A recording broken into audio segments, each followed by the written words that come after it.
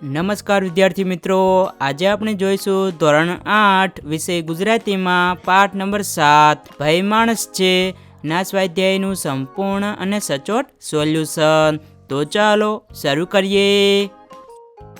મુખ્ય સવાલ 1 વાતચીત। પ્રશ્ન પહેલો, તમે ક્યારે ક્યારે રડી પડો છો? હું કરુણ કે ભાવુક પરિસ્થિતિઓમાં રડી પડું છું, જેમ કે કોઈની વેદના કે દુઃખ જોઈને, કે પછી કોઈ ખૂબ સુંદર કે ભાવુક ક્ષણમાં પણ રડી પડું છું। 2, તમે એકલા એકલા ક્યારે હસ્યા છો? હું ઘણી વખત એકલા હસ્યો છું, જ્યારે મને કોઈ મજેદાર ઘટના યાદ આવે, કોઈ જોક્સ યાદ આવે, કે પછી ફોન પર કોમેડી વિડીયો જોઉં ત્યારે એકલો હોઉં તો પણ હસી પડું છું। મારા દાદા કહે છે કે તમે એકલા હોવ અને હસતા રહો તેનો અર્થ એ કે તમે ખુશ છો અને જિંદગીનો આનંદ માણી રહ્યા છો। તેઓ માને છે કે એકલા હસવામાં કંઈ ખોટું નથી, પણ એ સારી વાત છે। 3, તમે ક્યારેય ઢીલા પડી ગયા છો? ક્યારે? જ્યારે મારા મમ્મી રસોડામાં લપસી ગયા હતા અને તેમના હાથે ફ્રેક્ચર તથા માથાના ભાગે ઈજા થઈ હતી, ત્યારે હું ખૂબ જ ઢીલો પડી ગયો હતો। 4, તમે ચંદ્ર વિશે શું શું જાણો છો? તો વિદ્યાર્થી મિત્રો, અહીં આપણે ચંદ્ર વિશે ઘણી બધી માહિતી લખેલી છે, અહીંથી તમે જોઈને લખી શકશો। 5, આ કવિતાની કઈ પંક્તિ તમને વધુ ગમી, કેમ? તો વિદ્યાર્થી મિત્રો, અહીં તમને જે પણ પંક્તિ ગમી હોય તે લખી શકો છો। મને ઉપરની 2 પંક્તિઓ વધુ ગમી, કારણ કે તેમાં જણાવ્યું છે કે માણસ પરમાર્થ એટલે કે બીજાના સેવાર્થે પાળ્યા થઈને પૂજાય છે અને તે જ માણસની ખરા સમયે ખોટ વર્તાય છે। મુખ્ય સવાલ 2, ઉદાહરણ મુજબ શબ્દો બનાવો, તેનો વાક્યમાં પ્રયોગ કરો। ઉદાહરણ જોઈએ। બિલાડી ઘી ચપ ચપ ચાટી જાય છે। લપ તો લપ લપ, મુન્નો ક્યારનો લપ લપ કરે છે। લબ તો લબ લબ, ગુમડાની જગ્યાએ મને લબ લબ થાય છે। બણ તો બણ બણ, માખીઓ મીઠાઈ પર બણ બણ કરે છે। ટપ તો ટપ ટપ, કેરીઓ ટપ ટપ નીચે પડી। ગદ તો ગદ ગદ, રવિ મીનાની વાત સાંભળી ગદ ગદ થઈ ગયો। ડબ તો ડબ ડબ, નીરુની આંખેથી ડબ ડબ આંસુ સરી પડ્યા। ધબ તો ધબ ધબ, ધરતી ગાજે ધબ ધબ।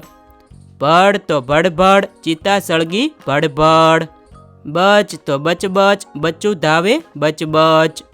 હૂપ તો હૂપ હૂપ, વાંદરો કૂદે હૂપ હૂપ। મુખ્ય સવાલ 3, આપેલા શબ્દનો સાચો અર્થ કૌંસમાંથી ધારો અને એ શબ્દનો ઉપયોગ કરીને વાક્ય બનાવો। પહેલું, મક્કમ, તો તેનો અર્થ થશે દ્રઢ। વાક્ય જોઈએ। જીવનના કઠિન પડકારોમાં પણ દ્રઢ મનોબળ વ્યક્તિને સફળતા તરફ દોરી જાય છે। 2, પ્રતાપ, તો તેનો અર્થ થશે તેજ। વાક્ય જોઈએ। વ્યક્તિનું તેજ તેની બૌદ્ધિક ક્ષમતાઓમાં છુપાયેલું હોય છે। 3, ચંદર, તો તેનો અર્થ થશે ચંદ્ર। વાક્ય જોઈએ। શરદ પૂનમની રાત્રે ચંદ્રના પ્રકાશમાં ખેલૈયાઓ રાસ રમતા હતા। મુખ્ય સવાલ 4, આપેલી કાવ્ય પંક્તિનો નજીકનો અર્થ ધરાવતું વાક્ય આપેલા વિકલ્પોમાંથી શોધીને લખો। પહેલું, ટાણે ખોટિયું પડી, તો તેનો અર્થ થશે જ્યારે જરૂર હતી ત્યારે તમે નહોતા। 2, ચંદ્ર પર ચાલે ચપ ચપ, તો તેનો અર્થ થશે ચંદ્ર પર ઝટપટ ચાલે। 3, સૂર્યવંશીનો પ્રતાપ, તો તેનો અર્થ થશે સૂર્યના વંશમાં ઉછરેલો। મુખ્ય સવાલ 5, કાવ્યને આધારે નીચેના વાક્યો સાચા હોય તો ભય માણસ અને ખોટા હોય તો નહીં માણસ લખો। વારંવાર કરે ગુસ્સો, ભય માણસ છે। કામમાં રાખે જુસ્સો, ભય માણસ છે। સૌને પ્રેમ જૂટે, નહીં માણસ છે। જેને તેને લૂંટે, નહીં માણસ છે। નાનાને ભાવે રમાડે, ભય માણસ છે। સીધા જનોને રંજાડે, નહીં માણસ છે। મુખ્ય સવાલ 6, આપેલા પ્રશ્નોના જવાબ લખો। પહેલું, કાવ્યને આધારે માણસ કેવો છે? કાવ્યના આધારે માણસ શક્તિશાળી અને નિર્બળ બંને છે। તે રમતા રમતા લડી પડે અને હસતા હસતા રડી પડે તેવો છે. તે ગમે તેવી મુશ્કેલી સામે લડી શકે તેવો મજબૂત અને નાનકડી મુસીબતમાં રડી પડે તેવો કાયર છે. તે ચંદ્ર પર જઈ શકે તેવો પ્રગતિશીલ અને નાનકડી અડચણમાં રોકાઈ જાય તેવો છે. તે સૂર્યવંશી હોવાથી પ્રતાપી અને બપોરના તડકામાં ઢળી પડે તેવો છે. તે પરમાર્થ માટે પાળ્યો થઈ જાય તેવો અને જરૂર હોય ત્યારે ન હોય તેવો છે.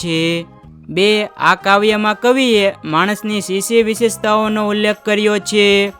આ કાવ્યમાં કવિએ માનવ સહજ વિશેષતાઓનો ઉલ્લેખ કર્યો છે. જેમ કે માણસ છે એટલે એનામાં શક્તિ પણ છે ને મર્યાદા પણ છે. રમતા રમતા લડી પડે છે, હસતા હસતા રડી પડે છે, તન અને મનથી મજબૂત છે, છતાં ક્યારેક પડી જાય છે, નિષ્ફળ જાય છે. ચંદ્ર પર ચાલનારો માણસ ક્યારેક 2 ડગલા વચ્ચે અટકી જાય છે, પ્રભાવશાળી છે, છતાં ક્યારેક નિસ્તેજ બની ભર બપોરે ઢળી પડે છે. 3. માણસને પહાડથી પણ કઠણ શા માટે કહ્યો છે?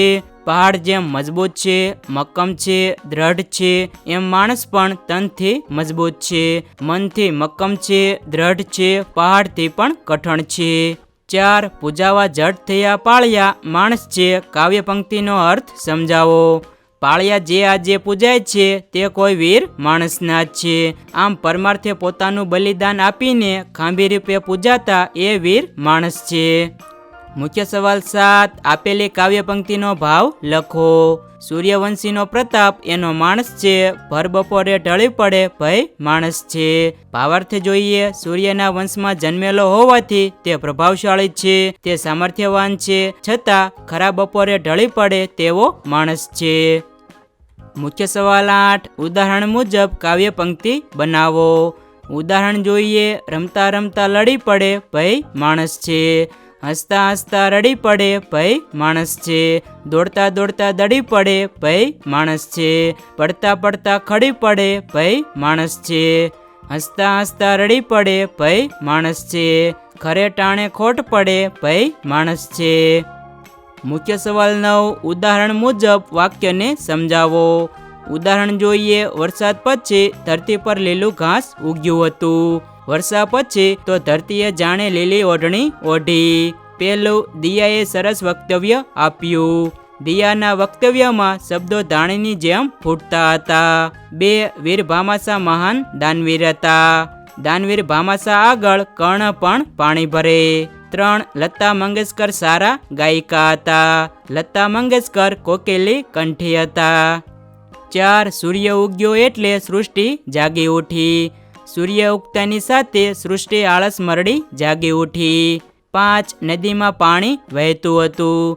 નદીમાં થનગનતી કન્યાની જેમ પાણી વહેતું હતું. મુખ્ય સવાલ 10. કૌંસમાં આપેલા શબ્દનો ઉપયોગ કરીને ગીત કે કાવ્યની રચના કરો. તો વિદ્યાર્થી મિત્રો, કૌંસમાં જે પણ શબ્દો આપેલા છે તેનો ઉપયોગ કરીને ગીત કે કાવ્યની રચના કરવાની છે. તો અહીં આપણે કાવ્ય આપેલું છે, અહીંથી તમે જોઈને લખી શકશો.